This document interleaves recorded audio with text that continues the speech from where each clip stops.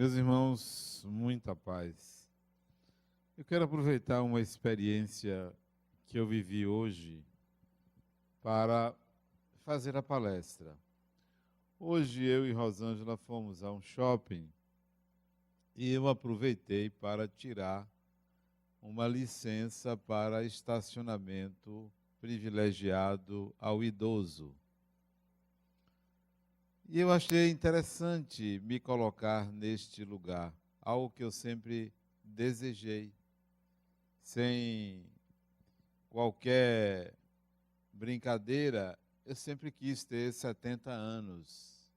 Eu ainda tenho 60, mas eu sempre quis ter 70 anos, desde jovem, desde garoto, eu desejava alcançar ter 70 anos, porque na minha concepção, seria uma idade de plenitude, seria uma idade em que eu já teria feito muitas conquistas, em que eu estaria pronto para entender o significado da vida. Mas, felizmente, isso eu cheguei muito antes dos 70 anos. Então, certamente, quando eu chegar aos 70 anos, as conquistas serão outras, serão muito melhores do que o significado da vida que eu encontrei lá entre os 30 e os 40 anos de idade. Bom, mas o que aconteceu ao receber aquela placa, que é mero símbolo? Eu fiquei refletindo sobre o meu pensar hoje e o meu pensar quando eu tinha por volta de 20 anos de idade. Em termos de acuidade mental, em termos de capacidade de raciocínio, houve uma melhora, mas há algo significativo que não é possível alcançar em nenhuma idade como eu vejo agora. O que eu alcancei e acho que o idoso deveria alcançar é um tempo maior para fazer tudo, um tempo maior. Para fazer qualquer coisa hoje, a mesma coisa que eu fazia, eu tenho mais tempo. Não o tempo cronológico, mas o tempo psicológico, que quer dizer o seguinte: se eu, para descer as escadas da minha casa e for à geladeira beber água, eu levaria talvez 30 segundos. Hoje eu levo os mesmos 30 segundos. A velocidade é a mesma, a sede é a mesma, o tempo cronológico é o mesmo.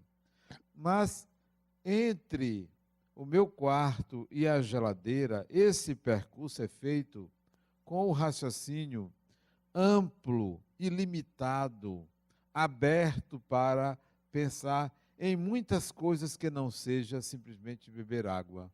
O tempo se amplia.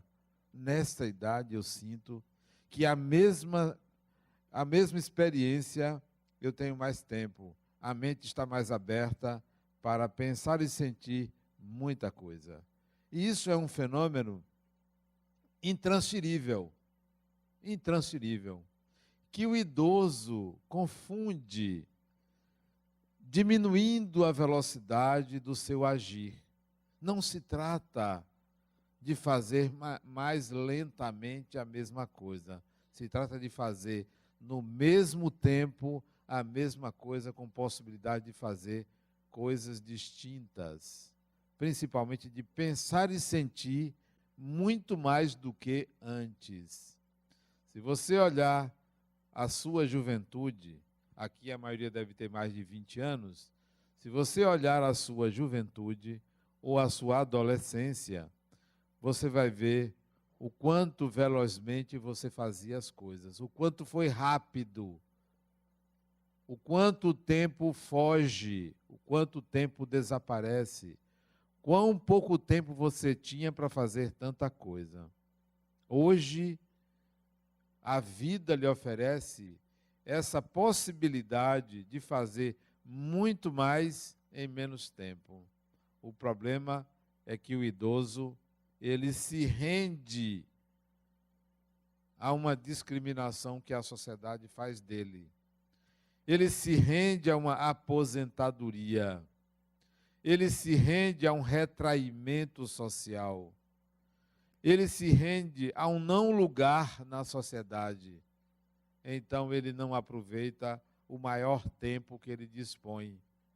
Ele fica remoendo o passado de tal maneira que ele perde o valor, o gosto da experiência agora significativa. A mesma experiência, uma simples caminhada, uma simples ida a um shopping, um simples filme que se assiste, ou qualquer experiência, lamentavelmente, ele não aproveita como poderia. Aquilo que antes era simplesmente um movimento, um deslocamento, passa a ser valioso, porque ele leva a uma série de ilações, imaginações, criatividades, resiliências, tudo com a mesma experiência. Porque na juventude, o aqui e o agora, o imediato, a conclusão de uma tarefa, o resultado que se pretende esperar, ofusca o sentir, a experiência. E a essa idade não é mais necessário este imediatismo, essa necessidade de resolver tudo imediatamente, simultaneamente. Então, o amadurecimento do espírito é uma sabedoria que amplia o tempo. 24 horas podem se transformar em 50 horas. E antes, o mais jovem, 24 horas não dá para nada, são 5 horas, são 8 horas, são 3 horas de realizações. E a essa idade o tempo fica muito maior. Ao dizer isso, diante da experiência que eu tive, eu vejo como a vida é generosa ao espírito. Generoso é um termo até acanhado, como a vida oferece muito ao espírito. Mas a maioria de nós não se dá conta dessa generosidade.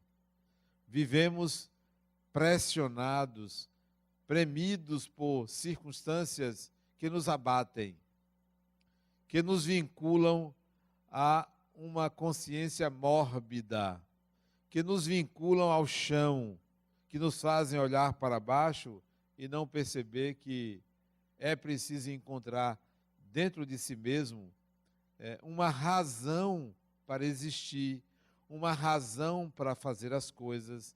Nós ainda queremos encontrar fora de nós uma razão para existir. E essa razão tem o nome de uma ideia chamada Deus. Não é Deus, é uma ideia de Deus. Então, colocamos a razão de existir fora de nós, na ideia de Deus. Quando não colocamos a razão de existir numa pessoa, em fulano, em ciclano, e nos decepcionamos. Quando não colocamos a razão de existir num patrimônio, num bem, em algo material, não colocamos a razão de existir em nós próprios. É preciso encontrar esta consciência, esse lugar interno que livra você de se abater ante as circunstâncias que vêm não só da vida material, quanto de influências espirituais. Fazendo um parêntese, há dias atrás, acho que coisa de 1 mês ou 2 atrás, eu vinha sentindo uma influência espiritual sobre mim. Um pensamento persecutório, que eu sabia que não era meu, não tenho pensamentos mórbidos, de ser de alguém. Eu vou ver até onde isto vai. E vi que isso perdurou durante um bom tempo. Na semana passada, eu vi que isso desapareceu. A obsessão, ou quem quer que tenha sido, não vou nem chamar de obsessor, o espírito que estava próximo de mim, influenciando o meu pensar, prejudicando o curso de meu pensamento, deve ter se afastado, porque uma onda diferente de entusiasmo e de valorização da vida começou a penetrar no meu ser. Isto porque não só em mim se encontra as matrizes de algo mórbido, como também em mim se encontram as matrizes daquilo que é bom, daquilo que é útil, daquilo que é salutar. Só que o que se fixa mais é a matriz do que é bom, do que é útil, do que é saudável. A vida oferece a gente generosamente, essa nova visão de viver. Porque quem vive prisioneiro de tudo aquilo que se constitui a vida material deve sofrer muito. Eu não imagino como é que uma pessoa não tem uma perspectiva espiritual da vida. Como é que uma pessoa não tem uma visão de imortalidade da vida? Provavelmente quem não tem isto deve viver lutando diariamente, lutando constantemente contra forças alucinantes, contra as forças que fazem a pessoa se sentir mal, péssima, ruim. É por causa disso, da falta de uma perspectiva maior, é que as pessoas se medicam, se automedicam, é que as pessoas bebem, é que as pessoas se entorpecem, é que as pessoas vivem uma vida externa, sem sentido, sem razão. Não é raro encontrar pessoas na meia-idade, entre 40 e 50 anos, me dizerem assim: Adenal, eu tenho um vazio muito grande dentro de mim. Eu não sei o que é. Eu tenho isso, tenho aquilo, tenho tanta coisa, mas há um vazio dentro de mim. E esse vazio é porque tudo que foi buscado, todos os valores, todas as referências, foi buscado fora de si. Não construiu uma personalidade saudável. A vida é interessante porque em algum momento o espírito vai sentir isso, vai perceber que isto é fato, vai procurar uma saída novamente fora de si e não entende que o declínio do vigor físico, o declínio do corpo, a perda de vitalidade é proposital para o espírito se voltar ao espiritual. É proposital. Se nós mantivéssemos um vigor físico constante ou crescente, não iríamos nos dar conta que há algo além da matéria. Ainda bem que a matéria se depaupera. Ainda bem que a matéria se desorganiza. Ainda bem que há um processo de desagregação celular. Ainda bem, porque se não fosse assim, nós estaríamos perdidos. Infelizmente, as pessoas não compreendem isto, ficam alucinadas em querer rebobinar o corpo, recauchutar, ficam presas de uma estética, de um vigor que já não é mais possível suportar. Que se prolongue a meia-idade, que se prolongue a vida no corpo. Nada contra isso, mas vai sempre existir um momento em que o declínio aparecerá. Vai existir esse momento, porque a matéria não suporta. O fluido vital que alimenta o nosso organismo tem um tempo, tem um prazo. É definido isto. Então você vai ter que entrar em contato com você mesmo. A vida oferece mais essa experiência de percepção de que o espiritual deve ser buscado. Quando eu olho uma criança, seja meu neto, seja uma outra criança, eu fico feliz porque é o novo que vem. Fico feliz porque a vida coloca essa condição ao espírito. Recomece do início, quase zerado. As marcas estão em você. O seu psiquismo traz suas experiências, mas pelo menos você vai começar sem se lembrar. Você vai ter uma nova oportunidade. Que maravilha é a vida oferecer o novo ao espírito, que de novo não tem nada a não ser um novo ego, a não ser um novo corpo, a não ser uma nova realidade. Mas é ele mesmo que volta. Mas que maravilha que é o novo, que é algo novo. É um recomeçar. Imagine se isso não fosse possível, um recomeçar. Imagine como seria a vida ilógica, sem sentido, se terminasse tudo com a morte do corpo numa única existência carnal. Ainda bem que é possível voltar, recomeçar. Então, para mim, a criança representa o recomeço, o novo. E fico feliz em ver que a criança de hoje, isto é, o espírito que renasce hoje, em qualquer parte do mundo, seja na Nigéria, seja em qualquer país da África, seja no Brasil, seja na Dinamarca, seja em qualquer país da Europa, a criança que nasce hoje, o espírito que renasce, renasce em melhores condições do que qualquer um de nós. Em melhores condições. Nunca se viu tantos organismos multilaterais cuidando dos valores do espírito. Nunca se viu tantas ONGs, tantas instituições a serviço do progresso humano.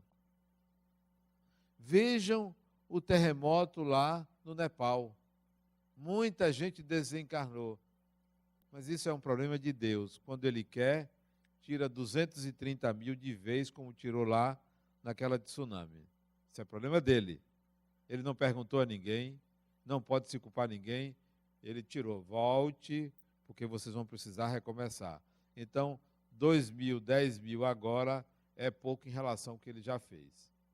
Não foi eu, não foi você, não foi ninguém que provocou o terremoto. Isso é coisa de Deus. Em qualquer dessas tragédias, você vê a quantidade de ajuda humanitária que tem. Não era comum no nosso tempo. A quantidade de vacinas que existem. As ajudas que surgem de todas as partes do mundo. Sim, o espírito cada vez renasce num mundo melhor. Mesmo se vocês observarem a violência que assola a nossa cidade, para não dizer país, porque está muito próximo da gente, mesmo olhando a miséria que ainda nos cerca, mas o espírito que renasce hoje, renasce em melhores condições do que no passado. Isso é típico da vida. A criança, então, terá melhores oportunidades do que nós tivemos.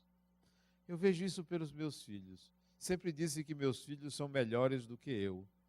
Porque eu mereci um bom pai, mereci, mas eles merecem um pai melhor. Não melhor porque o anterior, o meu, era ruim. Não, porque nós progredimos. Eles são espíritos melhores porque nasceram em condições muito melhores do que eu. Então são melhores.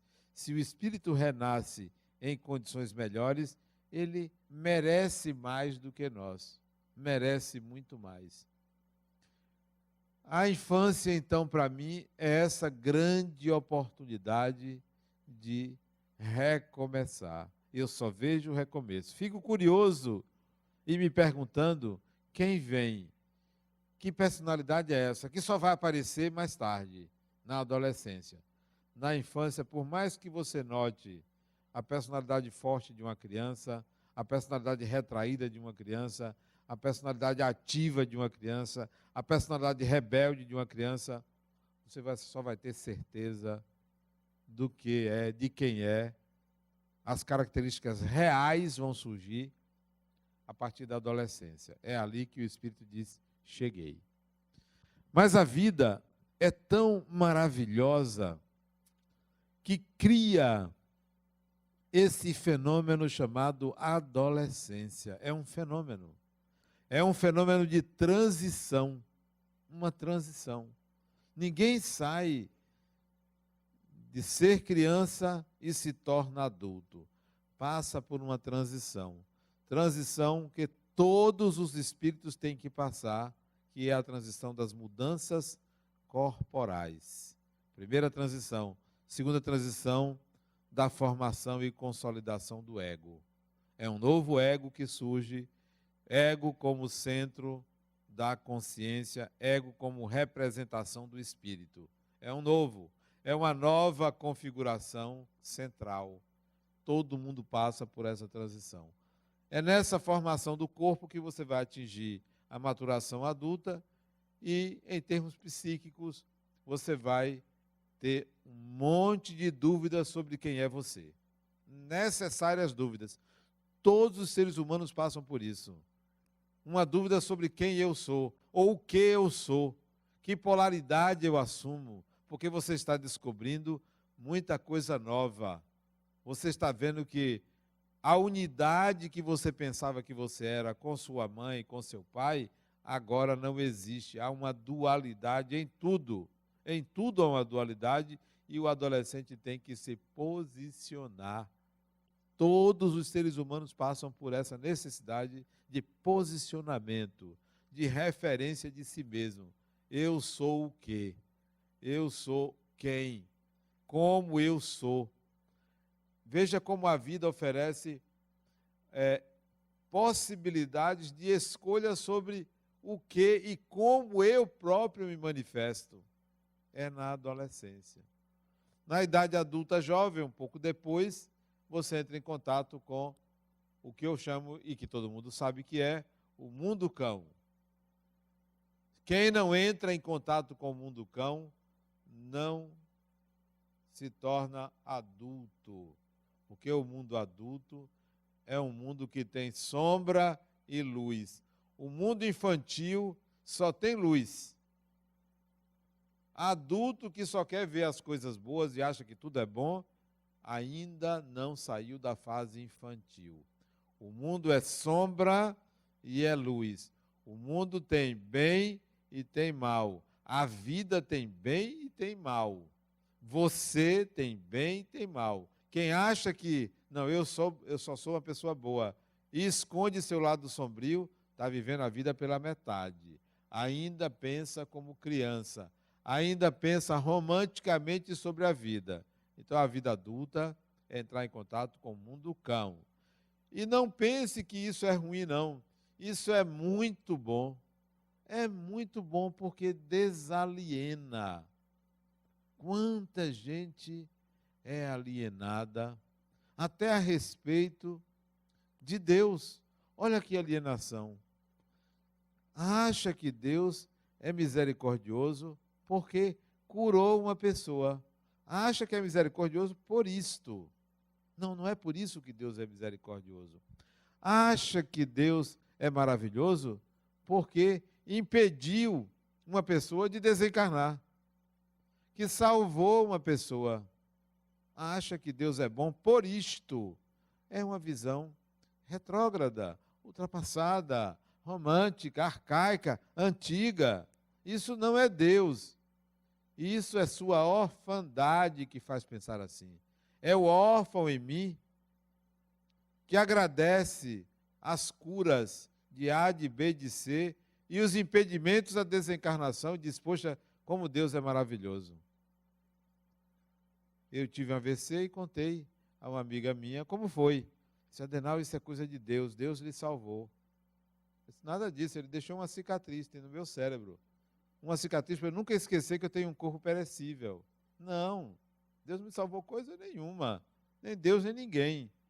Isso é parte do aprendizado do Espírito, não é questão de Deus me salvar. Essa mentalidade infantil, de criança que nós temos.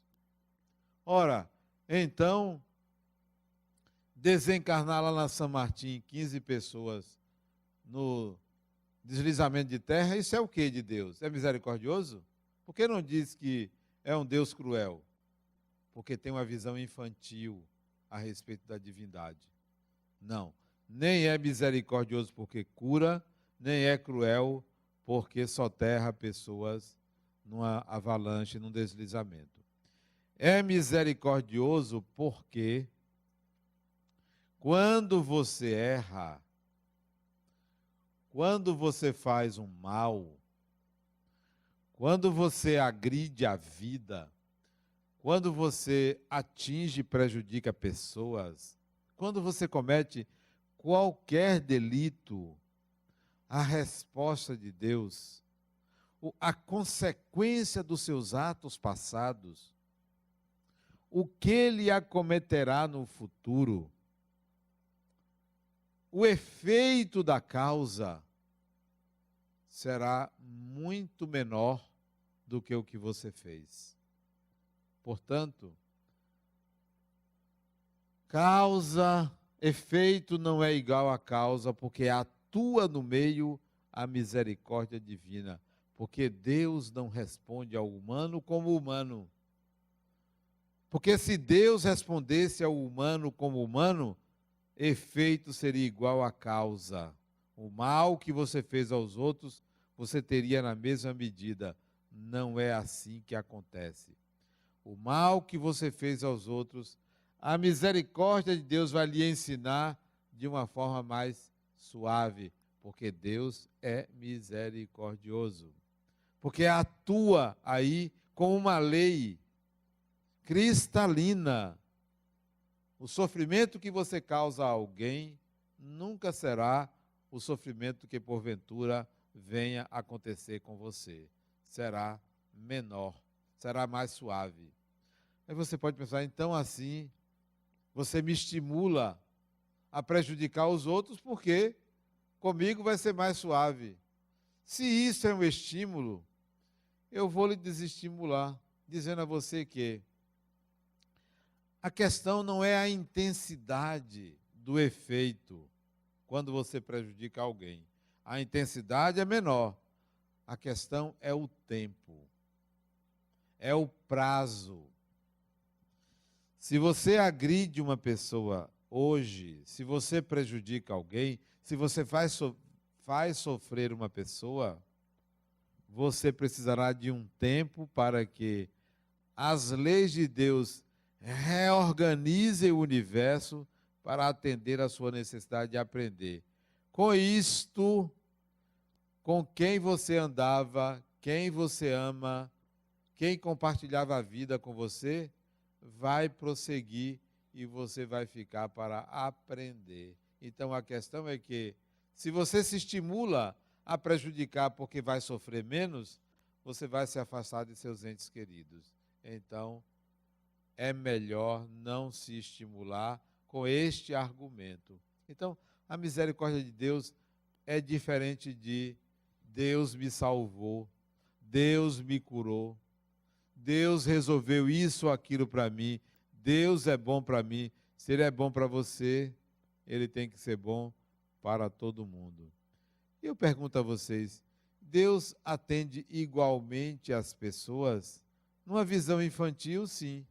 Todo mundo acha que Deus faz da mesma forma para todo mundo. Não. A intensidade, o sol é o mesmo, mas a intensidade que ele atinge cada pessoa depende da pele de cada pessoa.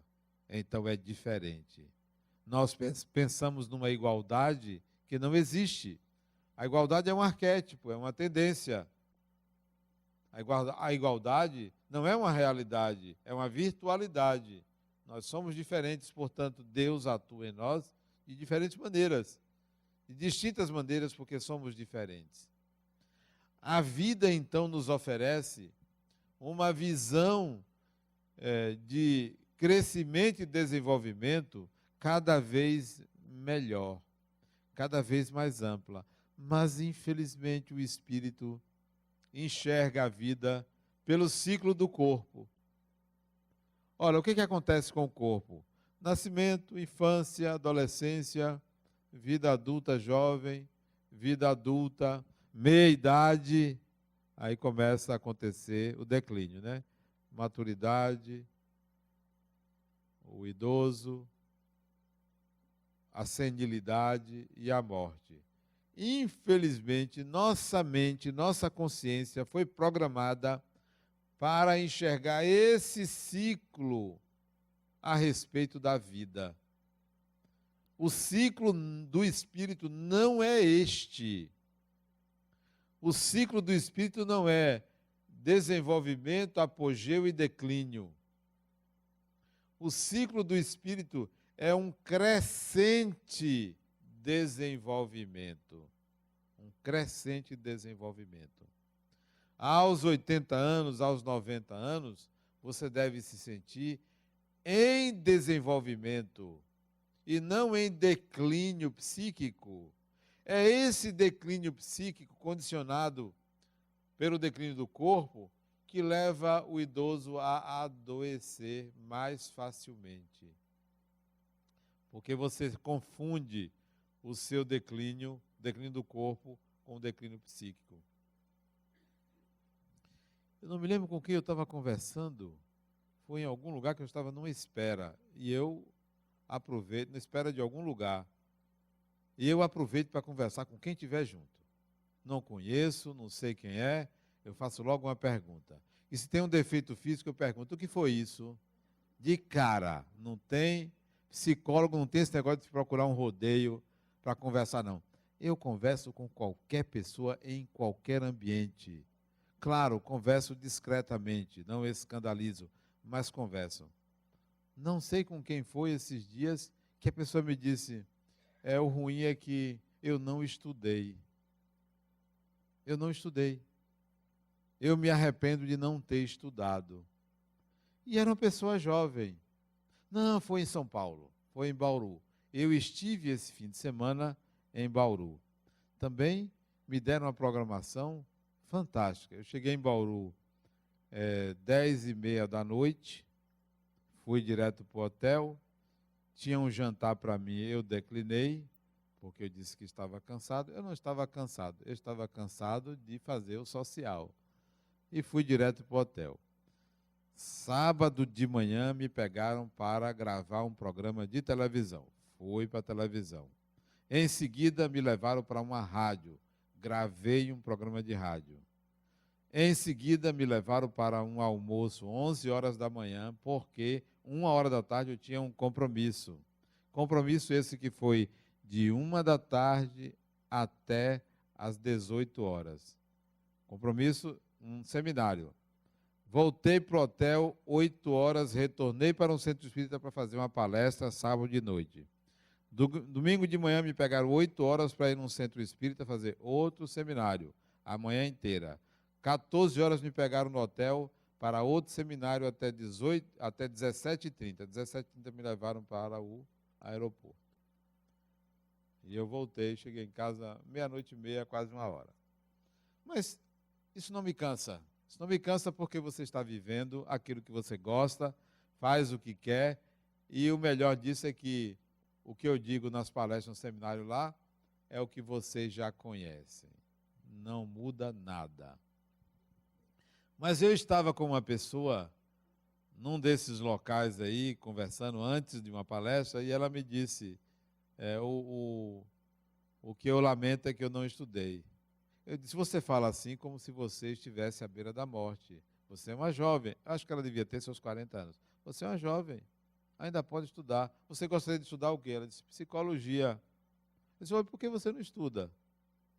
Você é jovem. Ah, mas eu trabalho. Eu também trabalhava quando estudava. Eu trabalhava e estudava. Eu fazia 2 faculdades e trabalhava. 2 faculdades. Fazia 2 engenharias e trabalhava de noite. Chegava em casa 2h30 da manhã, para acordar 7, para ir trabalhar. Todo dia. Oi, você não pode? Você é uma pessoa saudável. É gordinha. Não disse a ela. Mas é uma pessoa saudável. Vai estudar. Então, a pessoa chega num estágio de vida que parece que não tem mais nada. Confunde o vigor do espírito com o vigor do corpo. Por quê? A gente tem que se lembrar que o espírito está em constante desenvolvimento, é uma curva ascendente. E se eu não estou enganado, é uma curva assintótica. É ascendente. Não é uma curva que é interceptada, não. É uma curva que não tem interceptação. Mas a gente pensa que é igual ao corpo físico. Eu advogo a ocupação do espírito até o limite das suas forças. Uma ocupação, se não física, mas pelo menos mental. Não se entregar ao cansaço do corpo. O corpo está cansado, mas a mente não está cansada. Quando a mente estiver cansada, está cansada, eu quero descanso para a mente, que nem sempre é quando o corpo está cansado. Eu me sinto cansado, muitas vezes, quando eu pego a escrever muito. Cansa, eu tenho que parar. Eu ando um pouco, eu deito, eu vou assistir um filme para descansar a mente. O corpo raramente cansa. E depois que eu comecei a andar todo dia de manhã cedo, aí que não tem cansaço nenhum. O cansaço foi embora. Eu ando todos os dias, pelo menos 3,5 km. Todos os dias. Não tem cansaço. Cada vez mais enxuto, cada vez mais bonito. Né? Não tem cansaço. A mente é que cansa. E aí eu tenho que dar um tempo de pensar nisso, pensar naquilo. Tem coisas que eu anoto, não vou pensar nisso a não ser quando chegar o momento. Eu esqueço até que aquilo existe. Mas como eu boto na agenda, pensar em tal coisa, eu boto isso. Aí eu volto a pensar aquilo, recupero o pensamento para não cansar a mente pensando em círculo uma mesma coisa. Pensar diferentes ideias, diferentes coisas em diferentes momentos. Não concluir, não terminar. Então, quando eu olho pessoas que confundem o declínio do corpo com o declínio da mente, eu fico triste com isso. Homens, mulheres de 60, 70 anos que parece que a morte é ali, que vai morrer. Vai morrer sim, claro, tem que morrer. A morte é algo importantíssimo, vai acontecer. Morre o corpo, morre aquela personalidade, porque vai surgir outra diferente de acordo com o meio. Mas a pessoa fica tão temerosa disso, querendo fechar tudo com a morte do corpo. Eu não quero fechar tudo porque eu vou morrer com 60, 70, 80 anos, 90 anos de idade, não sei com quantos anos. Eu não quero fechar tudo. Não tem muita coisa a fechar, não. Tem coisas que vai ficar em aberto. A gente vai se ver, a gente vai se encontrar. Por que eu tenho que fechar todos os ciclos? Alguns ciclos eu vou fechar, porque são ciclos que dizem respeito à vida material. Aí eu fecho. Mas outros que dizem respeito à vida espiritual, eu não quero fechar. Não quero de forma nenhuma. Lá em Bauru, uma pessoa me fez uma pergunta. Eu falei sobre suicídio. Era o tema que me pediram para abordar com os jovens, por causa do índice de suicídios lá. E uma pessoa me fez a seguinte pergunta: Adenauer, eu tive um problema com meu filho e briguei com ele e nesse dia ele se matou, depois de uma briga comigo. E até hoje eu carrego uma culpa muito grande, peço perdão a ele por isso. Eu disse: fulano, eu não acho que você deveria pensar assim. Seu filho merecia o carão que você deu? Merecia sim. E ele me disse o que é que o filho fazia. A falta de responsabilidade do filho. Merecia. Se seu filho não tivesse cometido esse ato, no dia seguinte, você mudaria de opinião porque mudou o dia? Não, não mudaria. A não ser se ele mudasse isto. Se ele ficasse cometendo as mesmas irresponsabilidades, você seria capaz de chamar a atenção dele? De novo? Seria. Então, mesmo ele tendo cometido suicídio, continue criticando ele, porque se ele não mudar, merece a sua repreensão. você agiu como pai. Não foi você a causa disto. A causa disso foi a fragilidade dele. Nova irresponsabilidade dele. Não se culpe.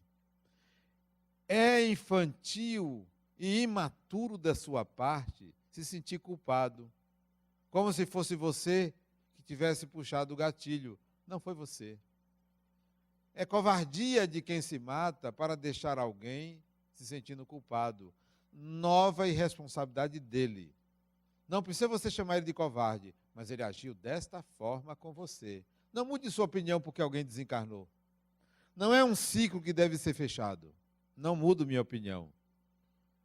Me lembro de um espírito que eu chamava a atenção dele. Você foi irresponsável. Desencarnou porque você foi irresponsável. Deveria ter aproveitado melhor a vida. Não deveria ter feito isso que você fez. Então, eu vou mudar de opinião porque alguém desencarnou? Por quê? A não ser que eu estivesse errado. Me desculpe porque eu cometi um equívoco. Me desculpe porque eu fui duro demais. Bom, eu posso pedir desculpas por isso, mas me senti culpado porque a pessoa desencarnou. Quantos não santificam quem desencarnou? Virou santo. Santo ou santa? Era uma boa mãe. Sim. Toda mãe boa é também mãe má. Toda mãe boa é mãe má. Todo bom pai é também um pai ruim. Todo mundo tem as duas polaridades. Não tem ninguém santificado. É um ideal, é arquetípico a santificação. A vida nos dá, a essa idade, pelo menos eu tenho essa idade, um discernimento para entender os processos humanos sob uma ótica menos infantil. Sob uma ótica imatura, menos imatura. Cada vez mais maturidade. Cada vez percebendo os processos humanos como importantes para a evolução do espírito e não para que a gente agrade a sociedade, agrade ao corpo, agrade uma estética. Não. Meu olhar é o olhar do espírito. Então, veja que se você está envelhecendo, porque está e todo mundo envelhece, tendo hoje 20 anos, tendo hoje 30 anos, 40, 50, 60, 70, a idade que você tiver, você está envelhecendo. Pode ter certeza que a sua condição de tempos em tempos, as suas potencialidades de tempos em tempos deveriam ser melhores. Se não são, não culpe a vida. Não responsabilize ninguém. O problema está em você. E a maior parte dos problemas humanos, dos seus problemas, vem de uma má percepção da vida. De um entendimento arcaico da vida. O problema é o entendimento. Não é que você seja uma pessoa só ruim, não. Ruim você é, isso a gente sabe. Não é só isto. O seu problema, ou a maior parte dos problemas humanos, é por conta da interpretação que a gente dá à própria vida. É a interpretação. Depressão, interpretação da própria vida. Ansiedade, interpretação da própria vida. Perda de interesse, dificuldade de concentração, interpretação da vida. Se você tem um problema de saúde, uma doença física, e isso lhe traz um estado mórbido muito grande, interpretação do fenômeno físico, orgânico. Tudo está em que leitura você faz da vida e dos processos que você vive. Até mesmo o que as pessoas fazem com você, o que o outro vem contra você sem que você tenha dado motivo, a forma como você reage, interpretação da vida. Eu tenho que distinguir o que me pertence, o que não me pertence. O que é meu e o que não é meu. E eu já disse aqui, eu tenho escrito isso no braço. Está aqui escrito, não sei se vocês estão vendo. Isto não é comigo. Está aqui escrito, isto é comigo. O que não é comigo não me aflige, não me incomoda, não me preocupa. Pertence ao outro. O que é comigo, só é comigo o que tem a minha ação direta, o que tem a minha intenção. O que sou eu o autor do start, do início do processo. Sou eu que colaboro, então isso é comigo. Mas se não sou eu, isso não me pertence, eu vou tratar de uma forma muito mais suave, muito mais leve. Me incomoda porque é do outro, mas é do outro, tem um limite. Não é meu. Não é da minha autoria. Eu tenho que aprender com aquilo, mas não tenho que sofrer com aquilo. Não tenho que transformar aquilo numa tragédia. De jeito nenhum. A outra chegou para mim ontem, quarta-feira, lá na minha clínica, quando eu ia sair, disse: Adenauer, eu soube que seu irmão morreu. Ele disse: morreu. Antes ele do que eu. Morreu. Como é? É, porque estava no tempo dele, ainda não é o meu tempo. Será o seu quando? Eu digo logo assim, para desmistificar, para não transformar a morte numa tragédia e querer que você se abata com a desencarnação de um espírito. Fulano, desencarnação para mim é alegria. Desencarnação é alegria. Ah, fulano morreu. Que bom. Até logo, vá. Se prepare lá um lugar para mim, sei lá, faça alguma coisa aí, porque quando eu chegar, eu quero festa. E quando eu sair, eu gostaria que quem ficou fizesse festa. Foi um. Veio, viveu, venceu e voltou.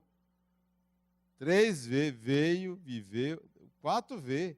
Veio, viveu, venceu e voltou. Pronto, ótimo.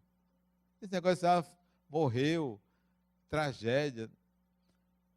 Eu fico mais preocupado como as pessoas encaram a morte, como elas encaram.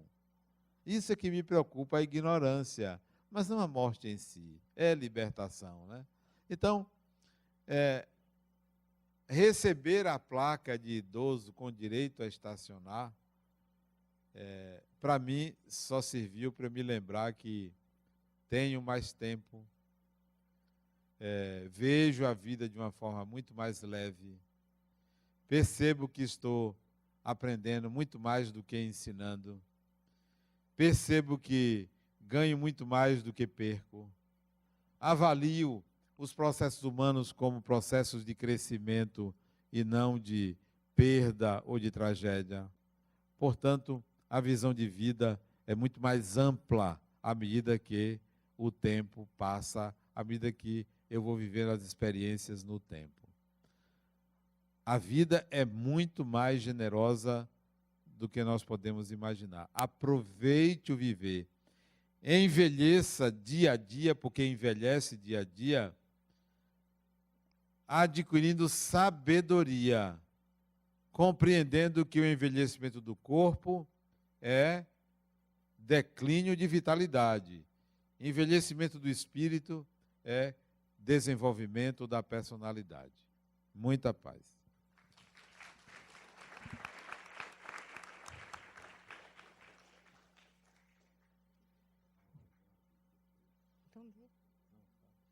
Hoje eu tenho avisos para dar. Eu acho que eu já estou sendo conhecida como a moça do aviso. Mas então, para a semana, a gente vai estar aqui comemorando o 5º ano do nosso ambulatório médico, Eurípides Barçanufo, que é o nosso núcleo médico, dirigido por Dr. Sheldon Menezes, que é um dos diretores daqui da Fundação. E nós queremos convidá-los, é uma palestra pública, onde será aberta, não só aberta ao público, né, que gratuita já diz, que é aberta ao público, mas será aberta a perguntas. Então, nós vamos ter 2 psicólogos clínicos, aliás, Nádia não clinica, mas a Adenauer sim. Então, a Adenauer falará sobre a parte psicológica e Nádia falará sobre a parte espiritual. E vocês todos são convidados no dia 16, sábado, da semana, desse sábado agora a 15, a estar aqui conosco às 19h30 para ouvir um pouco sobre fobias, considerando esses aspectos psicológicos e espirituais. De 19h30 às 21h30, quando daremos encerrados a parte também das perguntas que serão dirigidas tanto a Adenauer quanto a Nádia Matos, que também é trabalhadora e colaboradora aqui do Centro Espírita Harmonia. E eu queria convidar vocês também a se planejarem, porque eu não vou nem olhar para o meu lado esquerdo, porque a nossa coordenadora do forró está bem aqui, mas nós já estamos nos planejamentos sobre o nosso Forró Harmonia, que é um dos eventos mais concorridos aqui da Fundação. Está sendo coordenado por a nossa reitora da ULI, Cília Alvarenga, e nós estamos também naquela de fazer os nossos pedidos de doação, e coube a nossa quinta-feira, né, coube a nós aqui, Célia, eu, Adenauer, Elane, Thalita, ali sentadinhas, a fazer uma solicitação àqueles que puderem entrar com doações, doarem bolos de carimã, aipim e tapioca. Então, é como a Adenauer diz, a gente pede a doação e ainda faz vocês comprarem essa doação. Então, é uma forma de todos nós estarmos contribuindo, né?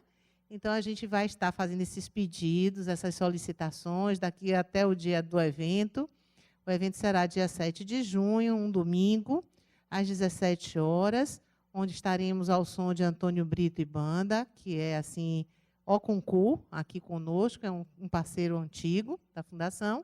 E estaremos aqui esperando todos. Os ingressos estarão à venda, acredito eu, a partir da quinta-feira que vem. Está dependendo só da impressão deles. Acredito que segunda nós já tenhamos isso. Tá? Então, estão todos convidados a participarem. E, se tiver alguém que queira contribuir conosco durante o planejamento e durante a criação daquilo que estamos planejando, por favor, podem procurar Célia, a mim, a Cecília, a Denise, que estão aqui sentadinhas. É só querer participar e a gente abre os braços para recebê-los. Tá certo? Então, agora nós vamos ao nosso passe final e Adenauer. Não, tem um aviso antes do passe. É que a Ana Carmen quer me cortar. Tem um aviso. Eu quero lembrar que o aviso que eu dei na quinta-feira passada é que no dia 16 de maio, sábado à tarde, 15 horas, nós teremos uma reunião aqui com as pessoas que querem participar de um trabalho cuidando do idoso. Então, quem quiser participar, é um sábado que a pessoa estará aqui ajudando na confecção de uma sopa, atendendo o idoso, ajudando a arrumação do espaço para que ele aqui possa ser atendido. Tirando pressão, medindo glicemia e outras possibilidades de atendimento ao idoso. Então, quem quiser ser voluntário para atender o idoso, venham no dia 16 de maio, 15 horas, para a gente escolher quem serão os voluntários e em que sábado esse voluntário vai trabalhar fazendo isso. 16 de maio, 15 horas, aqui no salão. Bom, vamos ao passe e à oração final. Convidamos os médiuns passistas para ocuparem as suas posições.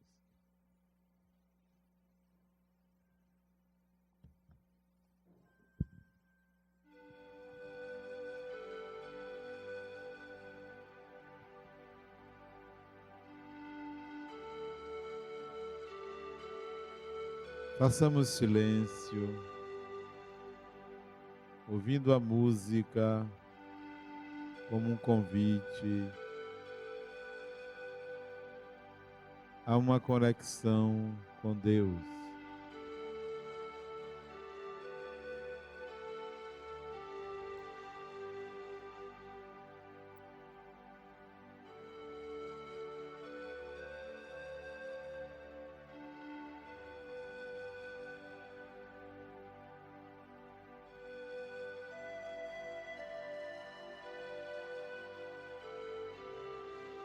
Pense no valor da vida. nas oportunidades que virão a você.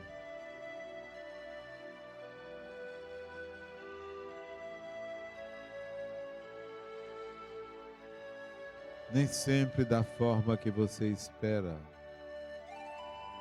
mas sempre para o seu aprendizado. Confie e planeje melhor o seu destino.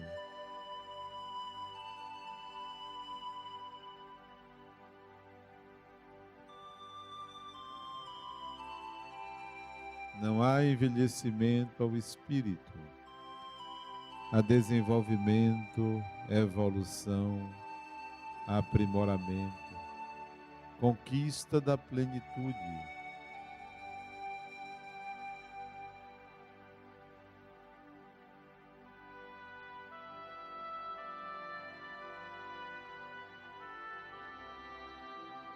Ele, o Mestre Jesus, nos mostrou a serenidade em plena luta, a serenidade em face dos desafios da caminhada terrena. Que sejamos capazes de sintonizar com o Criador da vida, para que a nossa vida seja um exemplo e o melhor a ser vivido. Sê conosco, Senhor Jesus, que a tua paz esteja sempre em nossos corações e nos leve de volta aos nossos lares.